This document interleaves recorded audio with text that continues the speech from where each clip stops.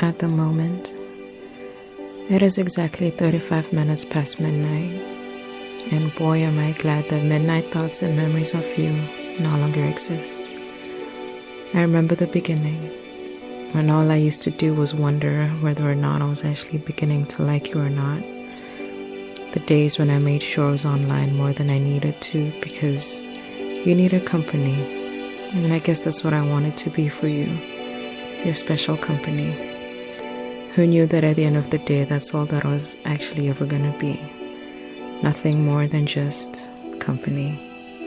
Someone keeping you entertained for a little while was you sort out things, and in the end, no longer needs the extra weight.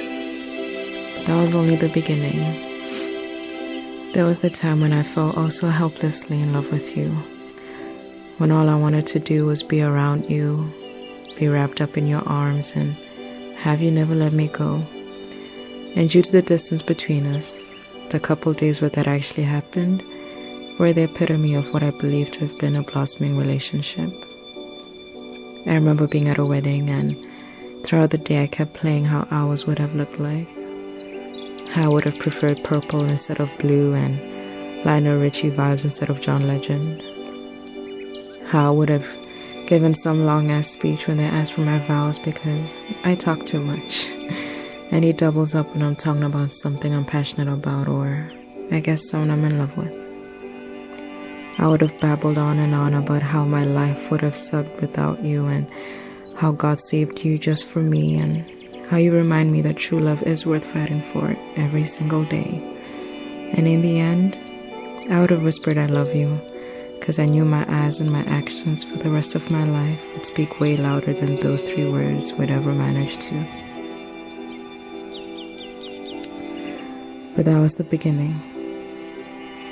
I remember what could be classified as the middle, or a little past that, because things tipped off rather than particularly remaining balanced, and since it's a time scale, it only made sense because I remember the time when you broke my heart.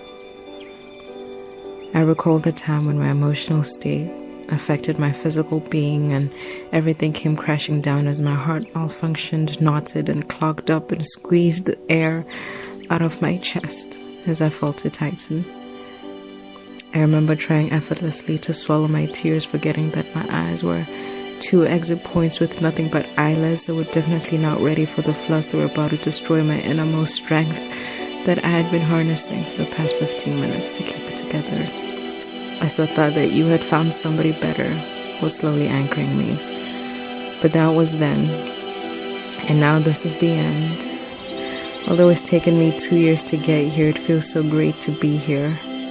To be at the point where I can say your name without the pain I felt come rushing back. Where I can read a poem I wrote everything I went through, and without even thinking about you, but merely reading it as a poem, as I concentrate on the sound of my voice and the nerves I tried so hard to suppress.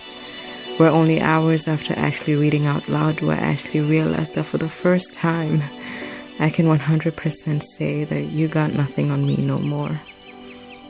The moment where an epiphany rises that maybe you are actually my company and not the other way, except bad company corrupts good morals, so I guess I should actually thank you for everything you did. 'Cause at least you left before destroying all the good in me. All the times I felt like I wasn't good enough for you, pretty enough, old enough, merely enough, I should have noticed how it was slowly breaking me down, causing me to do things that I felt I needed to do to keep up, yet I knew it was against some of my own principles, and only now do I regain control over all that you had. Looking back, I don't even care whether or not you're online. You can have 0 company and no piece of me would ache, because there really is nothing left for you in me. Not that I avoid you, but I just don't make the effort to try see you, because I guess the endless list of questions I've had for you are nothing more than just questions in the past. I'm excited about the time when I can safely say you have not touched me in any way, because every 7 years, all the cells in your body renew. And though it has not particularly been that long, the time will come when no part of me will even remember your existence. I realize now how my life would have sucked with you, because it was better to see your true colors early than to suffer consequences of actually following my heart without taking my mind with me. I thank God for saving me someone other than you and keeping me talkative throughout so that I couldn't have ever whispered in your ear. And now being here, I've gotten rid of the old times and brought new hands into the constant ticking of my heartbeat. Now I shake the hands of a new beginning, one that I know will not even pass through any of your numbers because you've run way past your time in my life. I am no longer your prisoner. My heart shall not be held captive for a second more, and now you shall watch me walk free.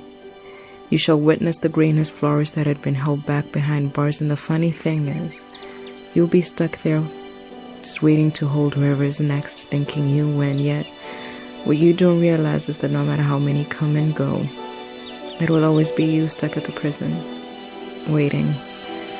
You might as well be your own prisoner, and I guess there's really no getting out of there.